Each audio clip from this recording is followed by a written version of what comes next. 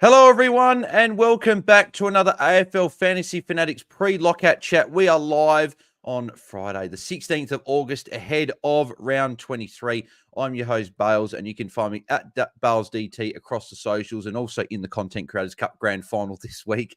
And joining me is one of my co-hosts and fellow AFL Fantasy Fanatics. It is Jordox. Mate, how are you? Very good, mate. Ready for the weekend.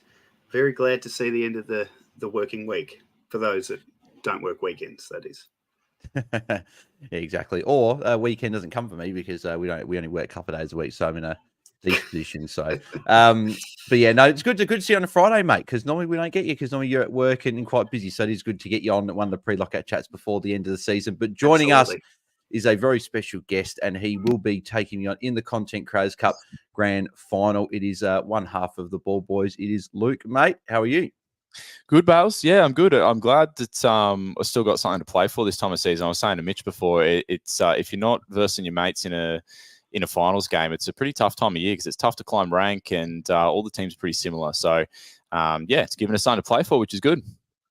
Yeah, exactly. And as I was saying to you off air as well, last year, it feels good. And I know that I'm speaking selfishly from my point of view and your point of view, but we both didn't have great years in the Content Creators Cup last year. We both sort of got the rough end of matchups and lost a couple of close ones. But for us to be in the grand final this year, I think is a pretty cool story. And it's pretty cool how it's flipped from, I know Mitch was talking about it on Monday, how it flipped from Mitch and Tim last year to now us two this year. So who knows what's going to happen in year three, if it's going to be maybe two different coaches, but the Fantasy Fanatics and Ball Boys dominating the Content Creators Cup early, mate. So thoughts on, well, just quickly give us your thoughts on the years in your Content Creators Cup and the matchups and sort of how you've gone from, you said at the start of the year you're hating your team and everything like that, and then you got a few wins towards the end and sort of kept your place in the 8, and then you've made your way to the grand final. So just talk us through your season, mate. Well, I always put a bit of mayo on it, Bales. My team was going okay, but we're striving for perfection at the Oxlong, so that's what I was whinging about. But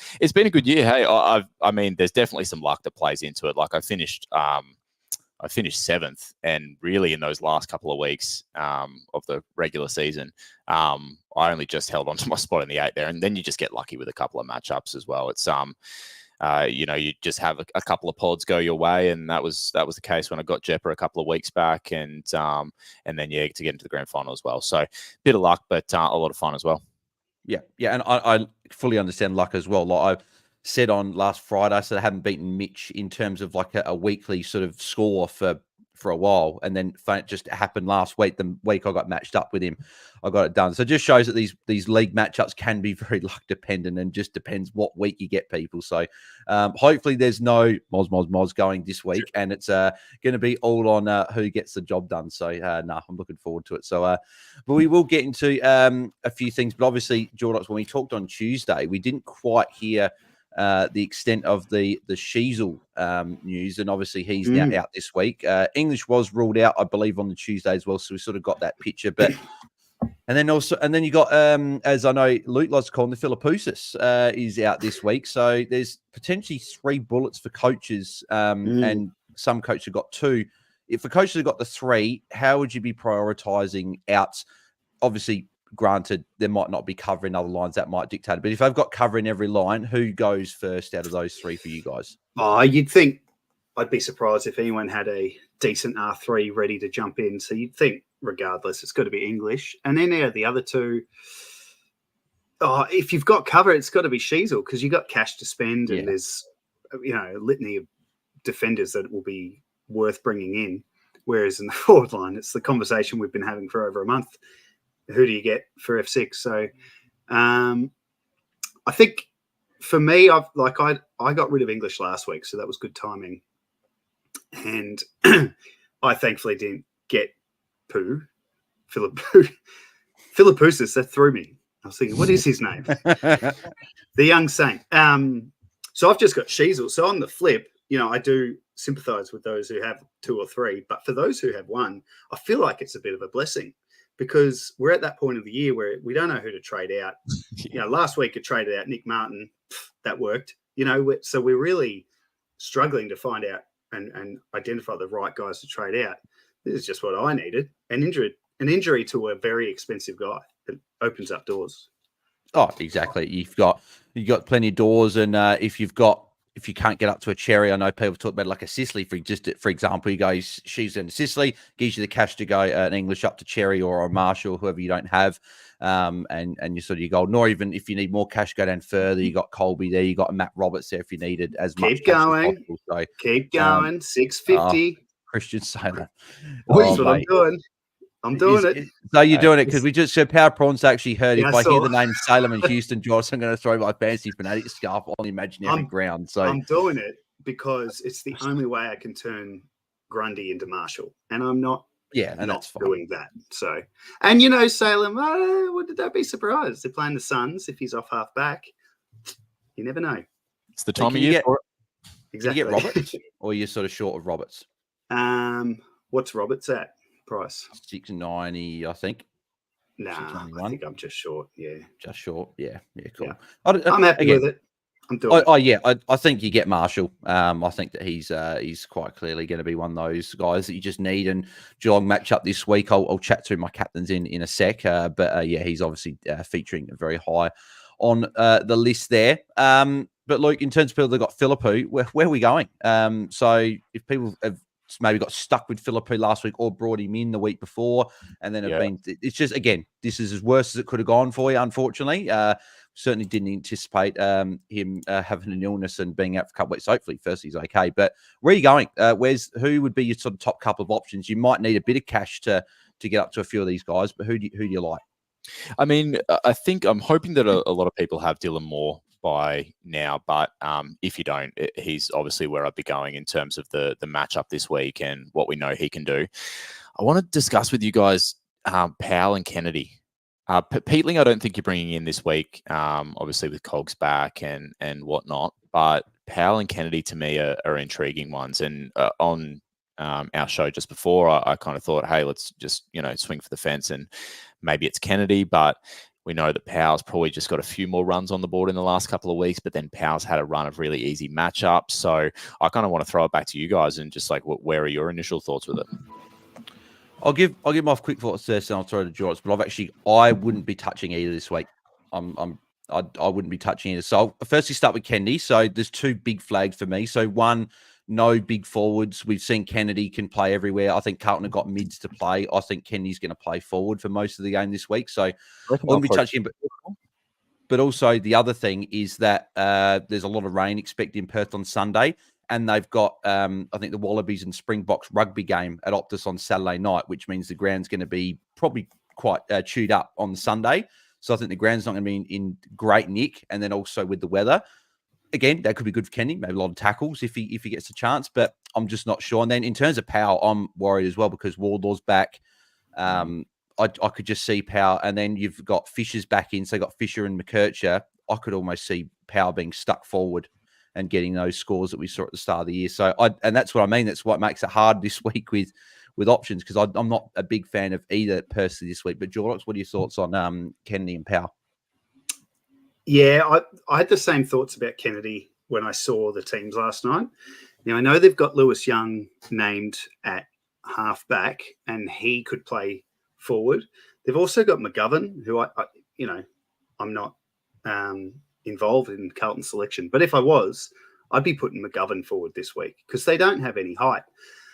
But if it's sloppy and wet, maybe that will suit their style to have the shorter forward line. But whatever they do, I see Kennedy absolutely as playing forward this week, even with his performance last week, which was fantastic in a side that got smacked. So I wouldn't be surprised if he played mid. I wouldn't be surprised if he played forward. And I wouldn't be surprised if he scored anywhere from 50 to 130. So yeah, that's very hard. And then with Powell, I mean, I'm trying to find an argument to say those bad scores are behind him. It's hard to know where he'll play because, like you said, Bales, you got Wardlaw in the guts, you've got Fisher likely to go half back. I wonder if, and completely just thinking out loud, North fans will probably know better, but they dropped Will Phillips. I wonder if Tom Powell, the only thing they haven't tried with him is a run with roll. I wonder if they'll try to do that with him, but again, I have no idea. So out of the two, I'd probably say Powell out of the two. You know who I actually like as a forward tart this week is a bit of a pod. Saw it in the chat in the Bull Boys live show just beforehand. Con McDonald. I don't mind Con McDonald as the pick this week with Richmond and then North Melbourne this week. He's playing really well, sort of getting up the ground and taking a lot of those marks. A little bit like Dylan Moore as well. So I'd almost say I like him. And if you want a 1 week play, maybe Sam Darcy. I know it's against Cherry, but he's pretty cheap. If you can't get up too high, I'd probably, I don't know. I don't know if I could say I prefer Sam Darcy over Powell and a Kennedy, but I think I'd almost prefer Con McDonald just with the matchup personally. The Richmond matchup's so juicy, isn't it? Mitch sort of briefly mentioned Connor McDonald on Monday's show. So am I right in saying that Bradley Hill becomes Connor McDonald, Bales, based on that information? No. Brad Hill will stay in my team this week. Oh, Brad Hill's staying. Yeah. So I'll lead that into our. He's put a ticket VC on him Saturday night. I'll lean into my trades this week. So I'm trading out Tristan Cherry to I'm trading Get Robin. The Rob dog. He's up against Sweet. Yeah. Sorry, go on. I'm trading Shees will go to Sinclair. And then it will be Brad Hill will be staying, and it will be Sarong to Noah Anderson. I'm more worried about Sarong getting tagged, and I feel like I can get a better mid in compared to Brad Hill. Yes, he was trash before the last week where he got 71. He got like a couple of 40s at a 50. But at the end of the day, I'm not really confident with anyone besides Connor McDonald. But in order for me to get Connor McDonald, I would be having to go Sheasel down with Sicily or a McKercher or something like that. Whereas I feel more confident with Sinclair, Anderson, and Brad Hill than I do with like let's say a Sicily, Sarong, and a Connor McDonald. Because I feel like all three on a week could all go bad. So that's what I'm currently doing. Jordox, your trades? Well, I actually can afford Matt Roberts instead of Salem. So maybe I need to think about that. He's got Bombers under the roof. He's got the Crows, the SCG. I'm probably leaning there, but yeah. There's just something poetic about going back to Salem. But yeah, that's pretty much it. It'll be one of those two and then Grundy to Romar. Another guy just quickly backtracking to the forward line who's the same price as Kennedy. It's probably a dirty name to say because he's been in and out of so many teams this year, but Luke Jackson is still there. He's up against Briggs and he's got the new fella joining him, Reedy? Yeah. I don't know though. I feel like he'd be safe for a 70 at least, worst case. I guess I'm just worried because I just don't know how much of the split is going to be between the two. I don't know if it's going to be Reedy more forward to Jackson. If Reedy wasn't there, I'd say Jackson would arguably be my favourite forward target this week, to be honest. Maybe with McDonald, but just with Reedy, I'm not quite sure how that mix goes. That's my only question. But the thing that sours me on Jackson is he was the solo ruck last week against Geelong, and he didn't do much. Yeah. Maybe we just need to look past Jacko.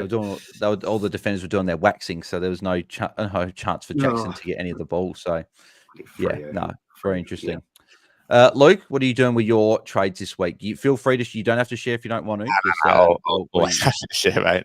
So Sheasel, I think, is going to become Sinclair as well. So sounds like that will just sort of be what we're both doing to start with. Where I'm headed next, I'm not 100% sure. So Hayden Young's still rocking around at the Oxlongs, and as much as I love having that top knot down back, could he become Sicily this week and chase a huge ceiling potentially? Obviously, Young has the GWS matchup, which is not as good. The other, my midfield, I don't have Sarong, so I've sort of avoided the Bedford tag potentially there. So the only other place I'm probably looking is like a Jai Simpkin in the forward line, but going Simpkin to either like a Kennedy or Powell, is that as potentially beneficial as a Young to a Sicily?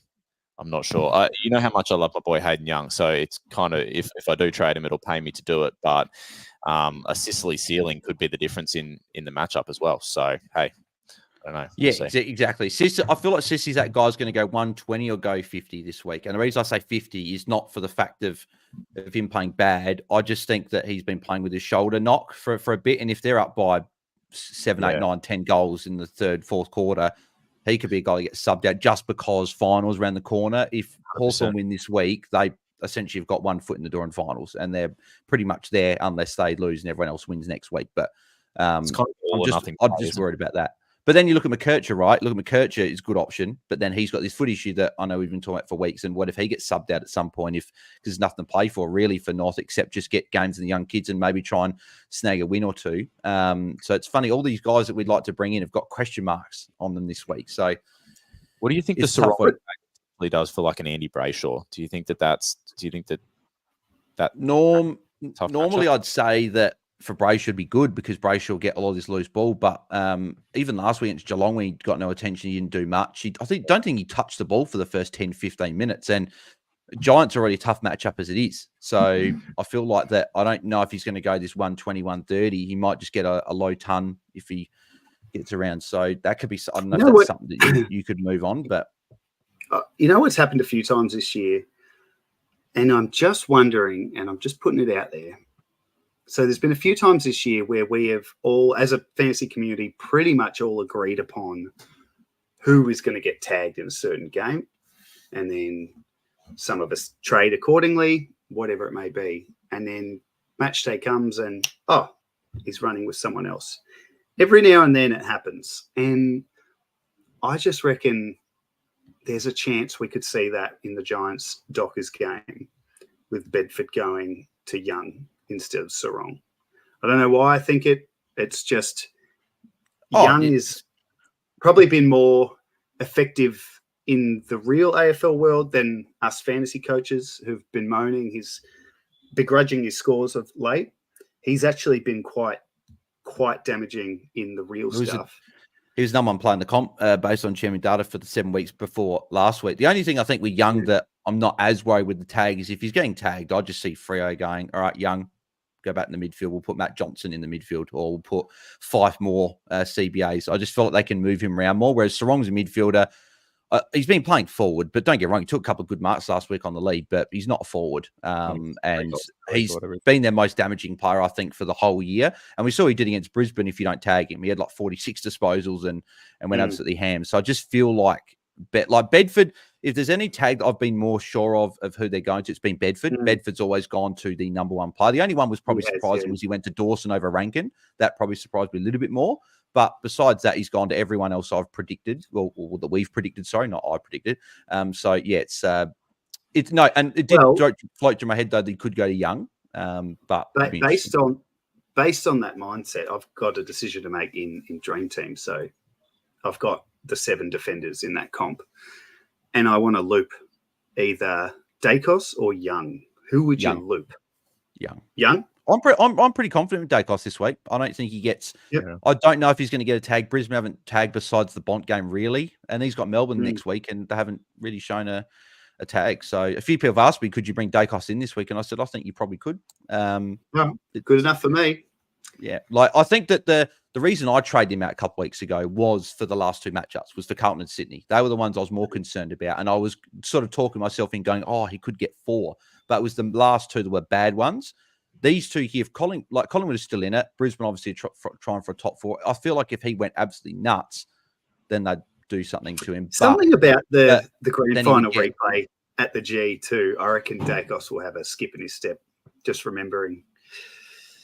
So yeah, and Collingwood has still mathematically a chance to make the 8. So they'll be obviously trying and win and keep their slim finals hopes alive. But we'll see what happens. So. But yeah, we do have a super chat here from Power Prawn Star. So thanks, mate, for this one. So he said, Legends, best mid under 900K. So, boys, any sort of names off the top of your head that sort of go to you? I really like Noah Anderson this week. I've been pretty vocal with saying that with the matchups.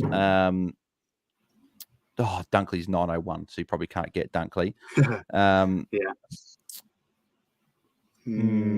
still like Walsh. Luggage. Walsh. I feel like Walsh. Yep.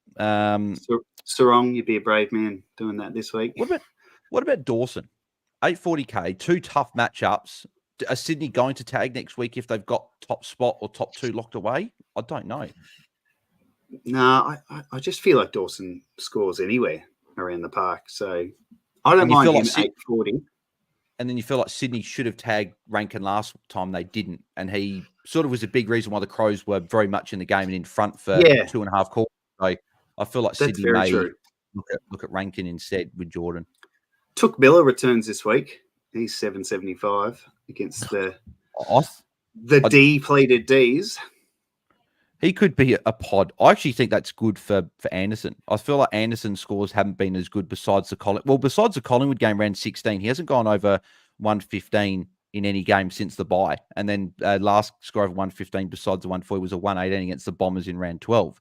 And a lot of that's been because Toot's been out. So I'm thinking that Toot coming in is actually going to be a good thing for, and I think you boys mentioned it on Monday, Luke, about Toot coming in is probably good. Well, you mentioned, I think specifically, saying that you reckon that it'll give more outside ball to a guy like a Noah Anderson.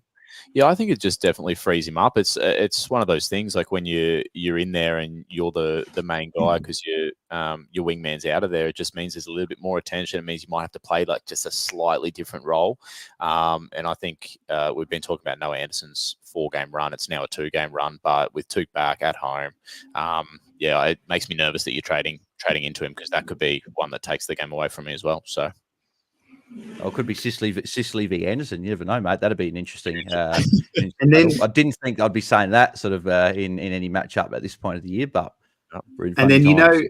Under 800, there's a guy who I can't work out what happened to him last week, but Taranto. What's happening with him? He was meant to be smashing tons by now. I guess he's just one for next year, but 790K.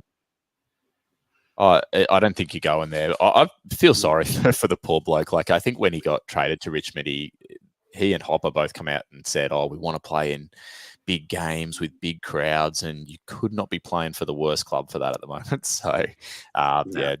I'm not going there, but definitely an interesting proposition next year, depending on how cards fall.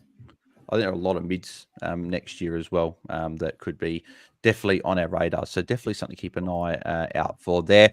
I'll quickly go through my captains and we'll keep answering a heap of your questions. So keep sending those through, guys, if you're listening live on YouTube or Twitter. And if you'd like me to answer them, as I said last week, a few people liked it. So if you want me to answer them discreetly through your email, then head to askmeonq, spelled qu.com/ AFL Fantasy Fanatics and send any questions through there as well. Can answer them with an audio response there. So my captains this week. So don't have any goggles or anything like the good old Mitch does here. But at number 1, I've got the X-Man, Tristan Cherry. And then, here we go. So we got Luke putting them on.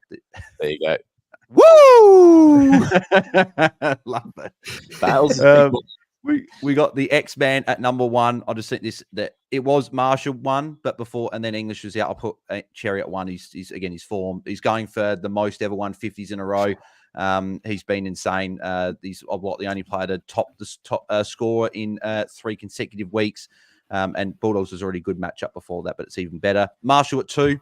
Stanley is there, so it's still a good matchup. And I still expect Marshall to eat big, but I just think that, I just got Cherry just ahead, but I still think both go really big.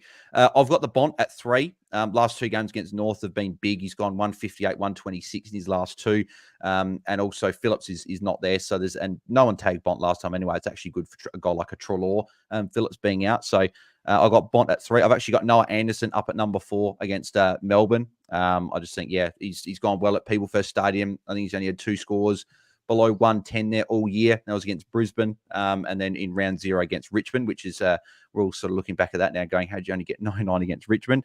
And I've got Dane Zorko at number 5 against Collingwood at the G. I could just see Zorko, getting a lot of points. We saw Nick Newman a couple of weeks against Collingwood at the G go 145. So I like those guys. And there's a few other names rounding up the top 10 that I do like. A lot of good if it wasn't for Cherry Marshall, it'd be a good week to go different. So a lot of good matchups, but I think we're all going there. But like I say, at number 6, I had Josh Dunkley against Collingwood. I just think it's a really good matchup there and probably a bit stiff not to get into the top 5.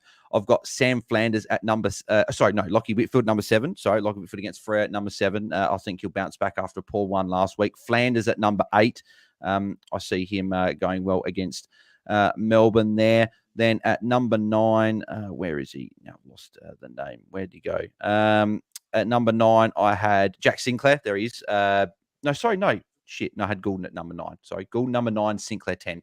So I didn't have the 6 through 10 sort of written down anywhere. So yeah, Sinclair 9. Goulden at 9. Damn it. Against the Bombers on the roof at Marvel, I think goes quite well. And then Jack Start again, Bales. No. No, I'm not starting again.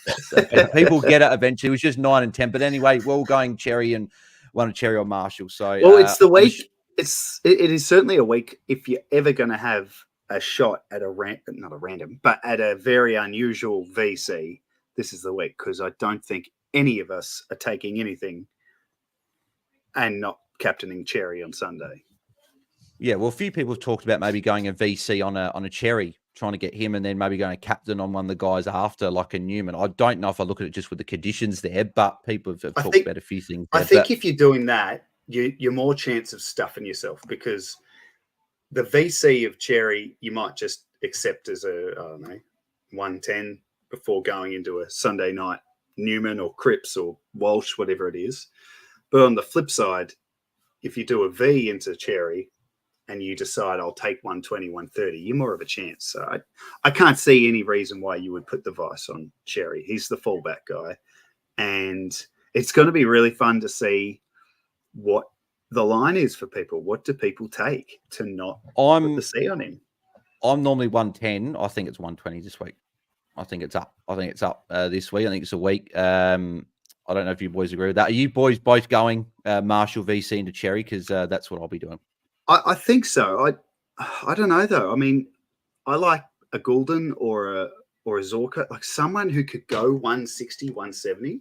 I mean, Marshall could do that, of course, but if you could just grab something different, like a Goulden tonight, maybe.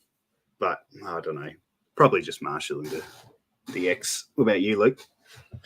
Yeah, I think the way it's been panning out, like just what are the chances of not getting a huge score when you've got both of them, to go to? They've just been dominating the last little bit. So as vanilla as it sounds this week, I think you could almost do yourself more harm than good by kind of tempting fate and going outside of it.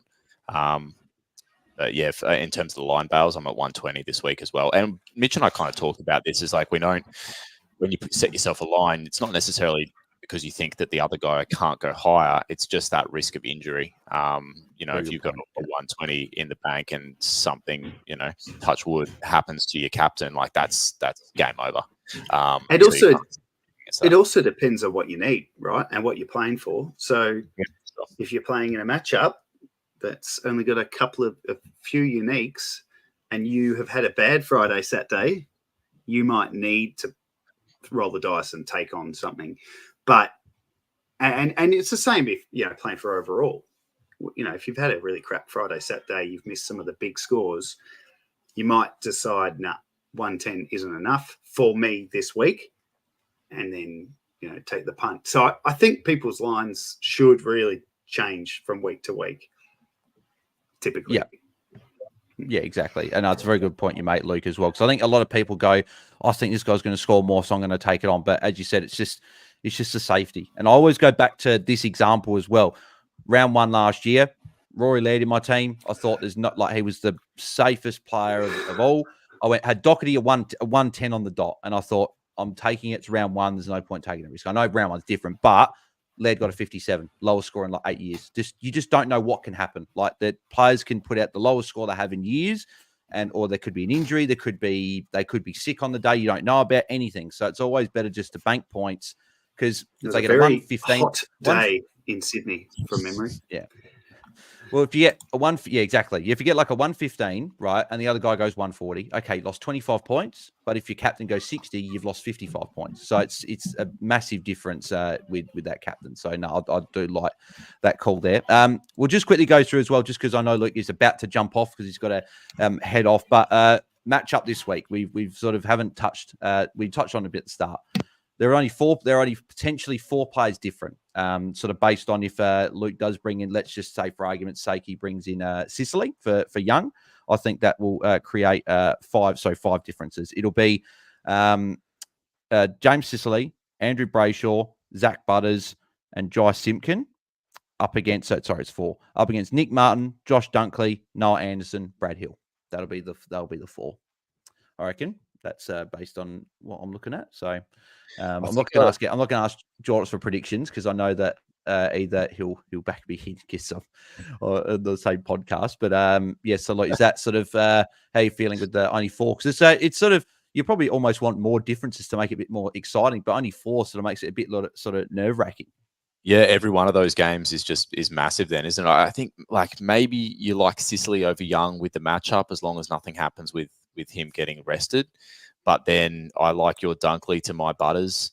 Anderson, we've said, could be massive. To my Brayshaw. Brayshaw's got a tough matchup. We don't know what he could do. Brad Hill.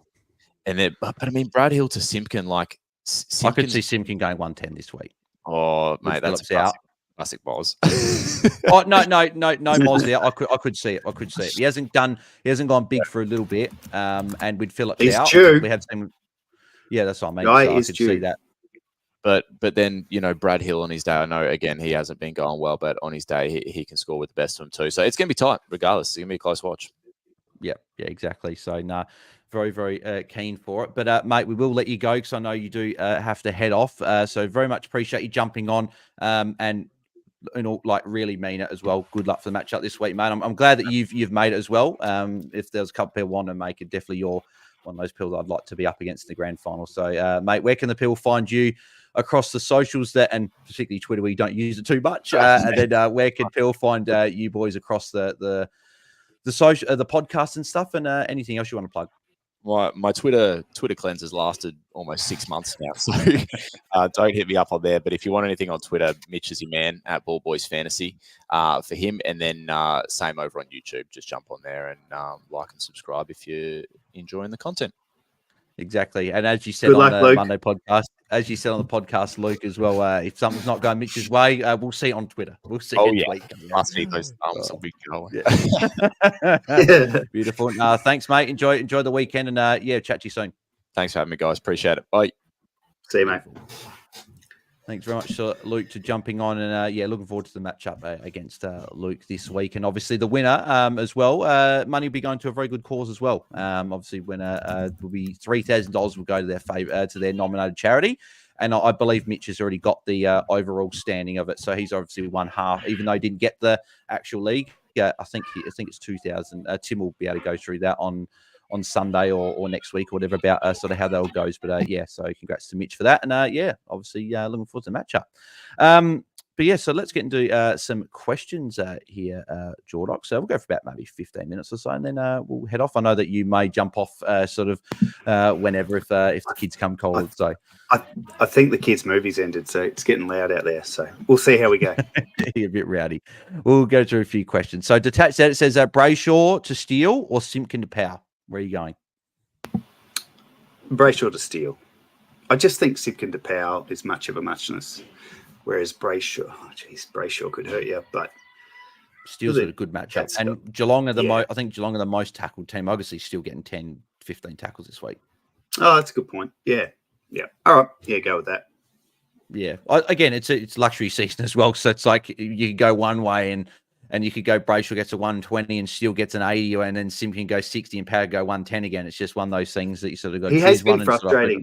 He's been frustrating, Steele, but that's a really smart point. If cats are often tackled, we know there's one thing you can almost count on with Jackie Boy is the man loves a hug. Exactly. Yeah. Figsy man, I said, hey Bales, with Phillips from North out, is Anderson into Marshall good or Marshall into Bont since I don't have Cherry? Based on my rankings, I've got Bont ahead of Anderson. I feel like you're going to be kicking yourself more if you brought Anderson in the last couple of weeks and you go him because will he be a straight captain against me? No, he'll be the vice captain. So as a VC, I don't mind it. But then again, I like Marshall into Bont. Bont could be big as well. And I feel like if you don't get a good score from Marshall, Bont's the one, because if it fails with Anderson and then you go into Marshall, I just feel like better going Marshall to Bont. I don't know about you, Jordox, but I'm probably doing the same. No, I think unless you're going into Sherry on Sunday, it's pretty hard to see Marshall not giving you what you need as a VC. Yeah. So- If you're like ranked 250, 300 and you need a bit of a jump to get in the top 100 or you're down your matchup and you need something bigger and you're looking at it and you think you're going to lose, I think Anderson VC into Marshall could be good because you could get a big score from Anderson. But if you're sort of favored to win your matchup or you don't need to take a huge risk, I think Marshall into Bond. But then again, Bond's probably going to be a unique captain this week, especially because a lot of people are going to be going Marshall and Cherry. So McTurtle says going Sheasel to Nasaya, which gives me enough to go English to Marshall, still stuck with Kern on Philippou though. So what are your thoughts about Wangani Miller?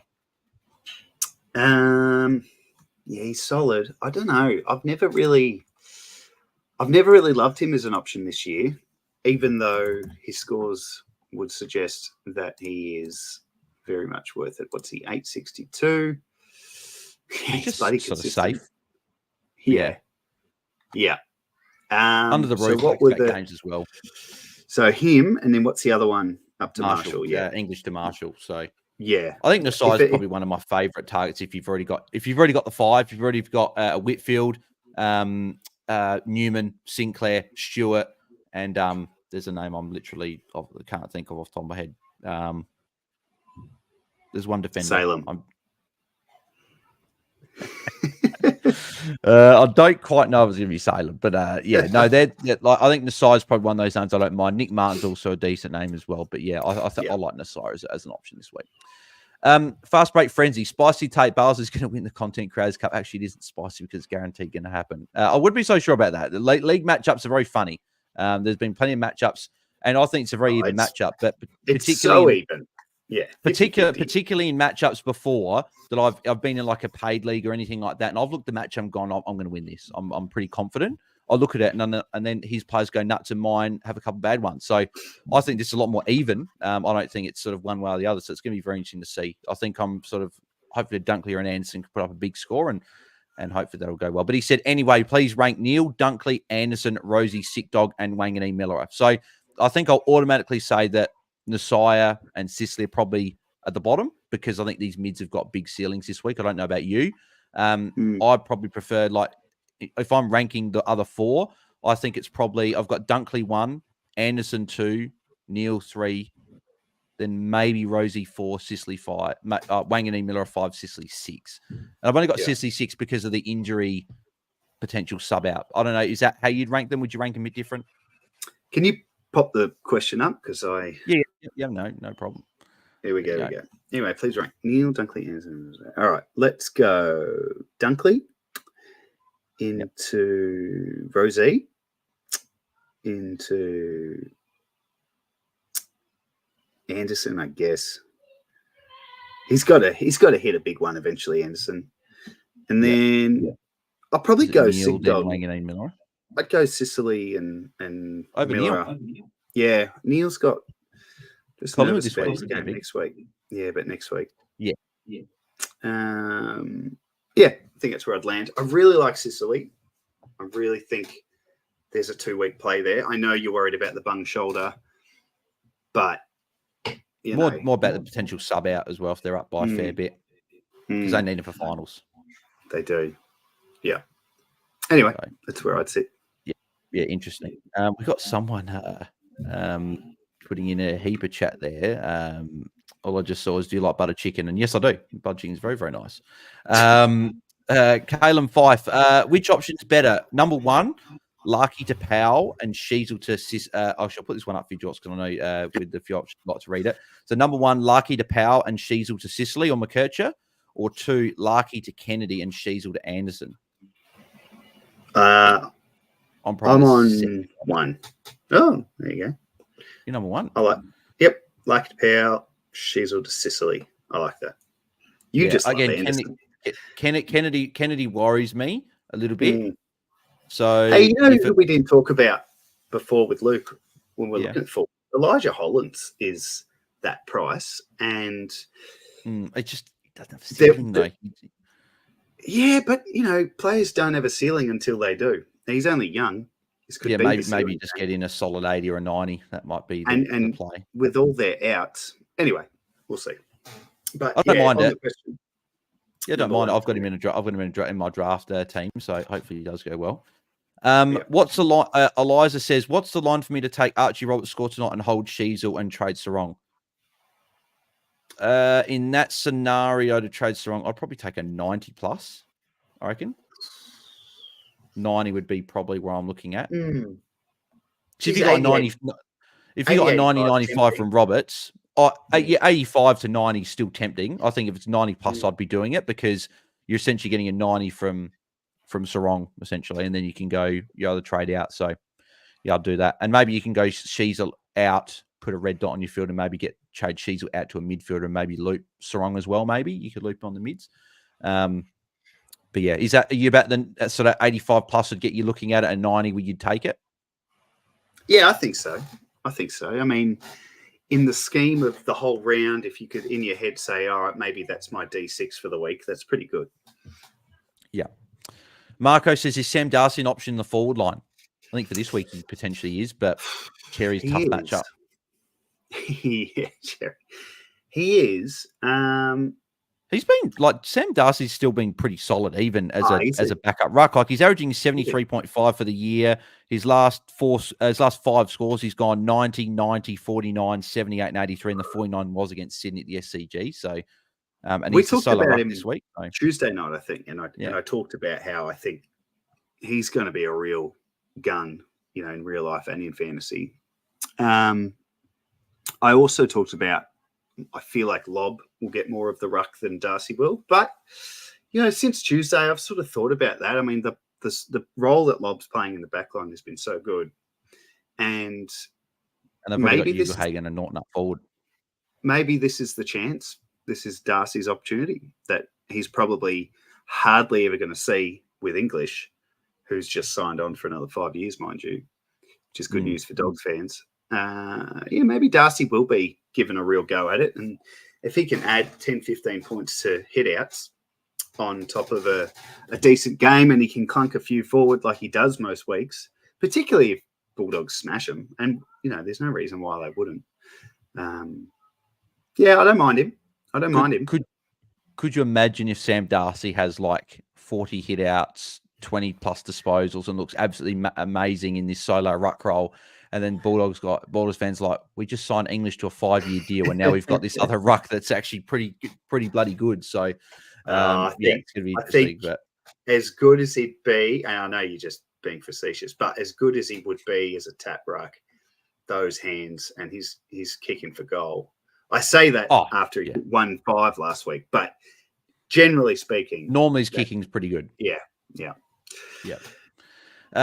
Riley Curry, Dunkley v Walsh v Anderson. I'm probably Dunkley, Anderson, Walsh. Anderson.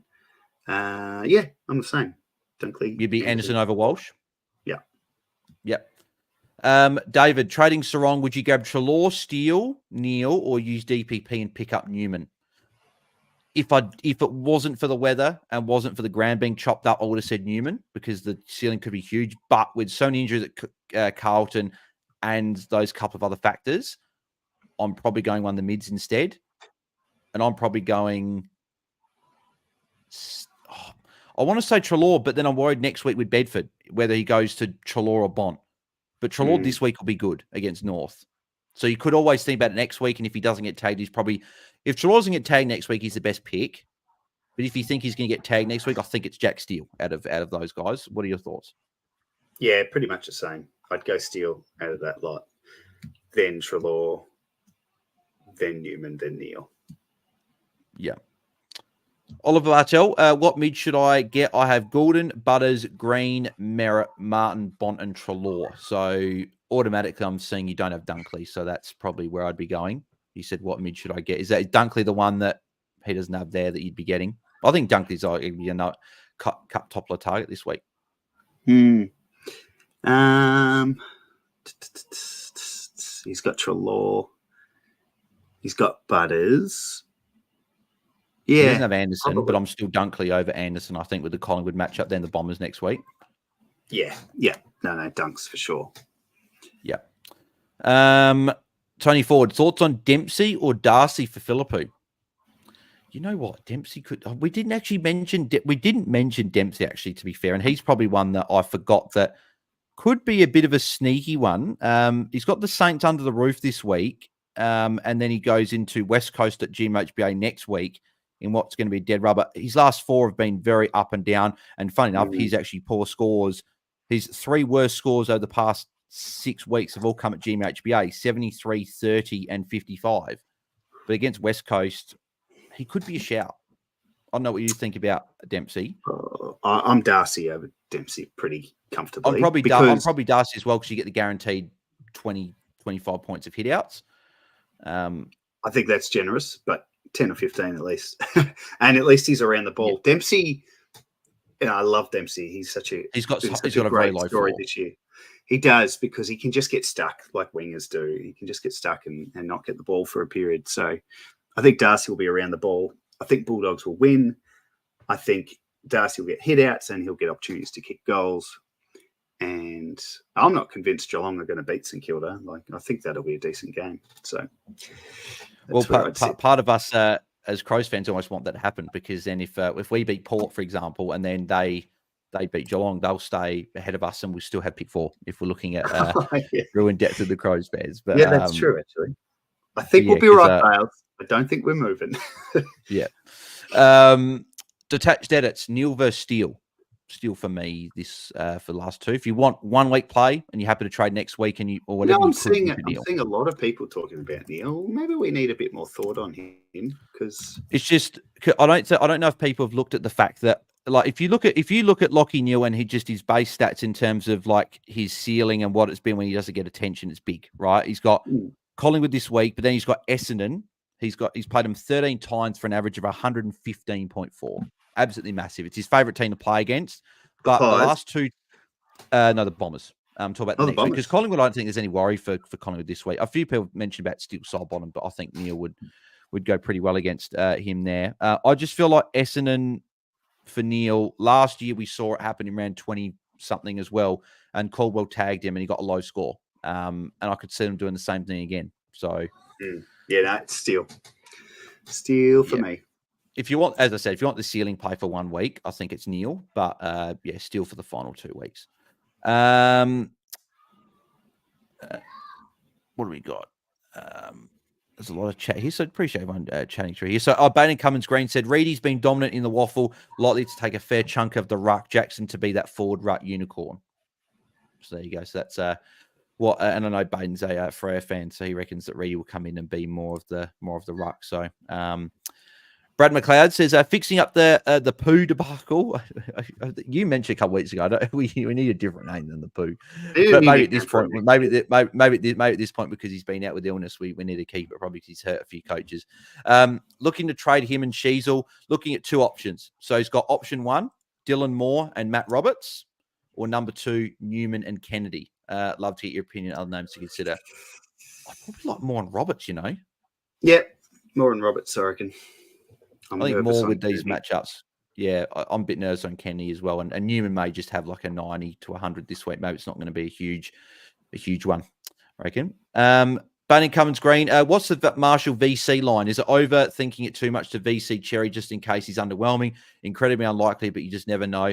Could be a zag move if he underperforms. I feel like the move to zag instead is by going a VC early and going Marshall captain. I feel like that would be the move to zag, if you want, or going a VC before him going captain Cherry. I think it's the VC that's going to be the more zagging move. I feel like you're just cramming yourself into a really tight corner if it's just Cherry VC into, because the thing is, if you're trying to get maybe a different move, going Cherry VC, if people are going to captain, you're not going to gain any ground anyway. So the way to gain ground is get a VC. And there are weeks where there's a universal sort of universally agreed captain of the week. Everyone's on him. And then sometimes that part of your brain is like, oh, it's too good to be true. What if I did something different? This could be, I just can't see it this week. With English out, if English was there, maybe. But with English out, I just cannot see how Sherry doesn't go big again. And if he doesn't, it'd be something like injury, which, you can't predict. So. You can't predict, exactly, yeah. Just got the subs through for tonight. So shout out to our Jordox's and Eloise's very own AFL subs account. Jai Menzies and Corey Warner are the subs tonight. So so Archer is playing for anyone that might have been half worried about maybe a sub or anything, but he's all good to go. And then VC line, I think we said before, probably 120. I think this week, I think we're at that point of the year as well, where we're probably trying to get a bit more of a higher score, but also with Cherry Captain, you want a bit more. Power Prawns, I said Dawson an option, plays good in showdowns. Well, don't we know it as Crows fans, but I don't know. I still feel like Dawson can go well, but his role, like with Crouch back, Laird's obviously in defence, that probably helps a bit, but is Dawson an option for you? No, he's always an option. He's a pod. He's always an option. Yeah, and he's a pod. He's cheap. Yeah, I wouldn't be surprised if he went well the next 2 weeks. I know the matchups are tough, but he's just that sort of guy. Because if it's not working in the middle, he'll go back, he'll go forward, he'll just get around the ball. So I think my only concern is if we get flogged in either game, do they look to just not sub him, but just does he go back into defense? Does he go back into defense though? If we're getting sort of a bit, he's done that last few weeks. And if we're getting smashed, Bales, it might be a case of let's expose all the kids. We'll put Dawes forward. I wouldn't be surprised. So yeah, but I don't think we will get smashed in either a game. I think we'll be. Besides the two Hawthorn games, fair enough. Both Hawthorn games we've been badly beaten, but besides that, most games the Crows have been competitive in, even though they might have conceded a fair few goals in a sort of stretch of a quarter or anything like that. But it's like Crows want to go into next year with a bit of form as well. So not to turn this into a Crow pod, but the Crows play like 80% decent footy, 20% absolutely deplorable defensive footy. And that's where they lose games every week in that little window. Yeah. So, Anyway. Craig Moyes, Neil or Treloar? Treloar. I think I'm Treloar. Yeah, I'm Treloar. Yeah. Bain Cummins Green. All this talk of Anderson, but no love for Rao. Last 3 of 110. I just feel like with Rao, he just doesn't hit all the stat lines. He hits the tackles and the touches, but he doesn't hit the mark. Whereas Anderson, I know he's only had 1 tackle in the last 2 weeks, but he can get the tackles. He gets his marks. He gets his touches. He can kick some goals as well. I know Rao's kicked a couple of goals of late, but I still just like Anderson. And I don't necessarily disagree, but I think it's a really good comment. A really good point. It is. Rao's been great. Rao has runs... I guess like Anderson. Anderson's probably more up and down, whereas Rao, when he's hot, he's hot. And right now, he's hot. So what's his last 32 touches last week, 7 tackles, 30 touches the week before, 9 tackles. So 120 last week, then a 117 the week before. But then he got a 91, 51, 63, 89, 71, 85. So like the last 2 games were his only 2 tons since the bye. Yeah. So it's like... But this period of 3 weeks... in particular last 2, and it could be just the opposition. Like he's had 30 touches against the Eagles and the Bombers, and the Eagles we know of their struggles. The Bombers obviously in all sorts at the moment, unfortunately for them. And then you got the D's who don't have Petrarca, don't have Oliver. Then they got the Tigers. So the same conversation can be had with Anderson, but I guess to this person's point, why not have the combo on Rao? I like it. Very, very unique. Lots of people will be going Anderson, go Rao. Yeah, with the 2 good matchups. Yeah, exactly. Niept on Twitch. So I've got a question on Twitch there. So, hey guys, do you reckon I should go Simpkin to Powell or LDU to Bond? LDU to Bond. Easy. I reckon that's I reckon Jordox be agreeing with that one, especially LDU. Get rid of LDU. Owen Campbell, is Conor McDonald a good pod F6? Yep, I like it. Yep. Absolutely. All the same reasons we like Dylan Moore. When the Hawks are buzzing, the Moore spreads and gets so many marks. That's what McDonald did on the weekend. So for sure. Yeah, agreed. Connor Vander Plogue. I hope I've got that correctly. Apologies, Connor, if I've got that incorrect. Hugo Hagan or Matt Kennedy got stuck with Hugo Hagan last week, and he's playing North at Marvel and scored above 83 in 4 of his last 5. If keeping him allows for a cash grab to upgrade him to more next week. Well, I'd probably question, Connor, what your other trade is, because I'd like to get more this week, because Richmond's the matchup you want at the MCG. So if you can get him this week, depending on what your other trade is, obviously Connor, let us know what your other trade is, and that could help us. But I don't mind keeping you Hagen this week against North because I'm a bit worried about Kennedy. But yeah, let us know what your other trade is. I reckon that'll probably help us with that. Overconfident Crom supporter, I like the name there. Thoughts? I've gone Sheasel to McKercher and Humphreys to Young. Annoying. I've owned them both this year, but I'm going for points now. So I'm assuming. So wait, you're going Humphreys to Young? I think Humphreys could outscore Young this week against St Kilda. Yeah, I don't know about bringing Young in. If it's a price thing, if you can bring Young in, you might be able to get. I don't know if you can get Sicily, but you can probably get a Roberts instead of Young, which I'd probably rather. He's got the ceiling. Yeah, so around the price of Young, you got McKercher, Holmes, Richards, Rivers. I'd rather Holmes as a visa as a loop as well. What about Dan Rioli at $7.50? Not against the Hawks. Well, the ball will be down there a lot. He had a monster last week. That's his only big score, though. And I've had him in draft issues. He's had a couple of big ones recently. And yes, maybe they're going to give it to him a bit more to up his trade value, maybe. But Amon, 734. Someone talked about him this week. Can't remember where I heard that. So he's had two pretty good ones in a row playing the Tigers. I don't mind it. As a loop as well, if you're going for points, Amon's got a ceiling. Yeah. But I like them, most of them over Young. So. Yeah, agreed. Yeah. And McKercher's not a bad guy as well to get as a couple of guys you're bringing in there. Tony Ford, Dempsey, Darcy, or Ugle-Hagan for Philippou. I think are you still Darcy over Ugle-Hagan? Yeah. I think I am as well with the ruck time. And he'll go forward as well at times. I don't see Darcy playing 80% ruck time. They'll chop that with someone, whether it's a Ugle-Hagan or a Norton or a Lob or whoever. Has to be Lob, doesn't it? Has to be. I just feel like they did bring O'Donnell in, so that could help. That means the other key defender. That means Lob could maybe go up field a bit more in the ruck. But yeah, it'd be interesting to see what the Dogs do. So, Cameron Warren, Sheasel and English to Newman and Gawn, or to Marshall and Roberts, Sicily, or best defender mid under 817K. I'm definitely Marshall. I think. I don't know about you. Marshall and Sicily.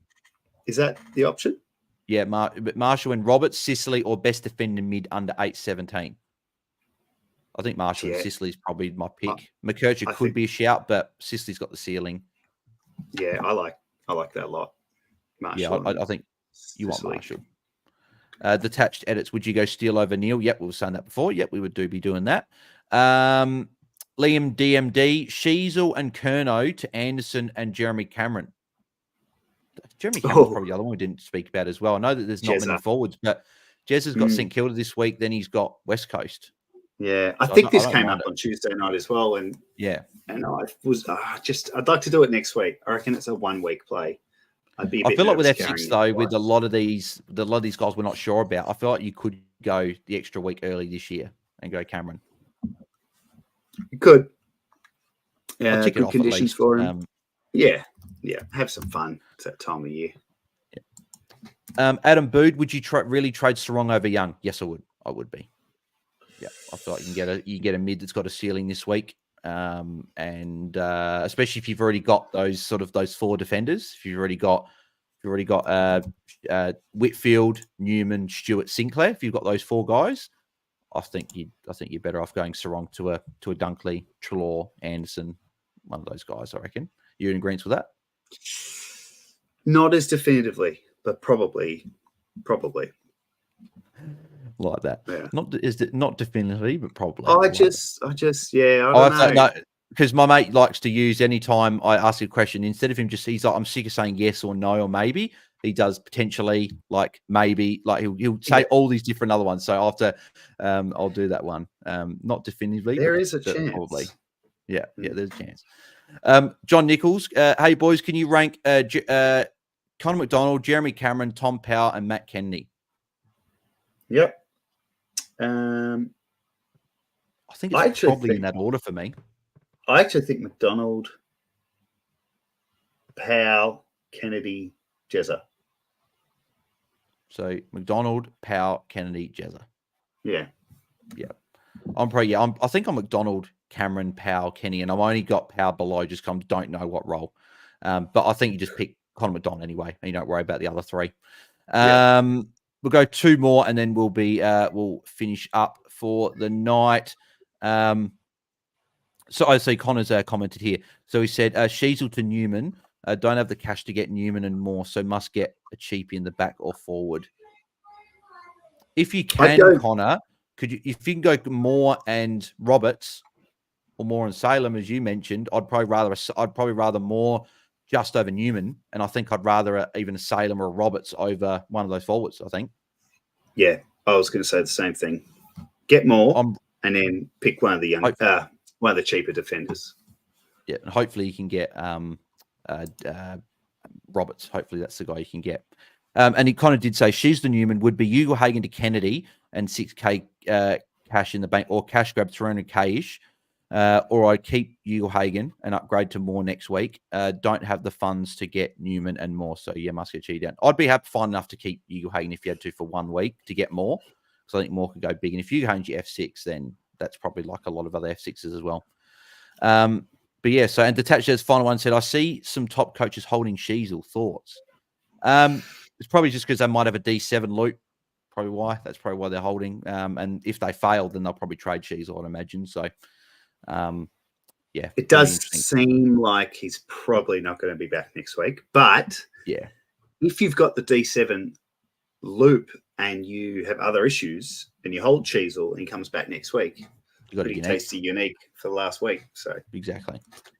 Yacht Rocky said, can I bring in Walsh this week? Yep. No, we were saying before, you can definitely do that. And then iSports says, watch long tonight, Bales. Yes, there is. Yep. Doing a watch long for the game tonight. That'll be live shortly after, which is why we will finish up the podcast here, because I'll get ready for the watch along now. But yeah, make sure as many of you guys head over. We have a fair few people watching now. So it'd be good to get like 40, 50 people watching tonight and sort of getting a heap of people in the chat, chatting through the game, and maybe even chatting through the Content Creators Cut. That'd be good. Chat through the Sydney Essendon game. A few relevant players tonight, so make sure you head over to it. You've got to cheer for Bales. That's the only thing. So. Well, there might be a lot of unbiased people because they might listen to a heap of different pods. So you might have just knocked a few. No, but if they're on your watch along, they need to be cheering for you. Oh yeah, exactly. But actually, to be fair, if they want to go for Luke and Chin watch along, I don't mind, as long as we get people on the watch along. So, but yeah, make sure you tune into that. Yeah, exactly. Maybe I'll jump on with some booing from the comments. Thanks, Jordox. Appreciate that, mate. But mate, where can the people find you across socials? And just want to give the AFL subs plug, because it might only be 2 more weeks. You might be able to do that. Yeah, fingers crossed. I'm on X at Jordox 2020. I've been a bit quiet last couple of weeks. I haven't had any smart thoughts, so I'll try and do some tweeting over the weekend. And then at AFL subs, hopefully the last couple of weeks will be of service to you, but definitely jump on, subscribe to the notifications, and let us do the work for you and tell you who the subs are. And quick one before I go, Roberts or Salem? Because I've got to do it now. I'm Roberts for the safety. You're in a prelim as well, so I'm Roberts. Or is this for Classic and not for DT? No, this is for AF. Yeah, I think I'm still Roberts. Is a bit more safer. I'm a bit nervous. He's taking kick-ins now, isn't he? He's the main distributor now. He's the main guy they look to. And he would have got a 110 last week. He slowed down last quarter when Sydney were just very much direct and just didn't even look at Salem's against the Suns in Gold Coast. And then they've got and Power Prawn Star won't tune in on Tuesday if I get Salem. All right, I'm going to change it to Roberts and Marshall are who I'm getting. Hey, if you want to bring Salem in next week at D7, he's got Collingwood on the Friday night, so you can always look at that as a D7. Maybe that'll be my last hurrah for 24 to get him in. Yeah, just go down, someone down, and go downing up to Salem at D7, and just do that. Yeah, beautiful. So. And you can find me at BuzzDT across socials as well. As I said, if you want to ask me questions regarding any question you got, or even AFLW fantasy questions as well, as we're nearing that as well, then head over to askmeonq, spelled qu.com/AFL Fantasy Fanatics, and send through all your questions there. I'll be able to answer a heap of those tonight if you guys put them through there. Obviously, as I said before at the start, good luck to Luke as well. Looking forward to the matchup this week. And let's let the best team win, or best 4 players win, because there's only 4 difference. Bales. I think I speak on behalf of all of our followers in the comments when I say good luck, and may the better coach beat Luke. Mate, I hope you haven't reverse Moz me, but we'll see how it goes. But no, I look forward to it, and I'll be on the showdown as well tomorrow night, which will be good fun. I was able to snag some tickets today. It's a sellout, so should be a big game tomorrow night for the showdown. So no watch long tomorrow night if anyone was wondering about that, but looking forward to that. He will be there as well, Jordan Sweet. So perfect. All right, thanks guys. Tune again, and we'll catch you guys on Sunday night. At this stage, we have Jono and Liam from Free Kick. We're jumping on to review the round, so looking forward to chat to those boys. So make sure you tune in Sunday, and we'll catch you guys then. Thanks, guys. See ya. See ya. Beautiful. Thanks everyone for tuning in on YouTube. As always, let's get the likes smashed up on here. We've nearly got 20 on here. Let's get to 50. So need 32 likes. And if you are looking forward to the content creators got grand final, make sure you also smash a like as well. So thanks, guys. We'll chat to you on Sunday night. And make sure you tune to the watch along as well.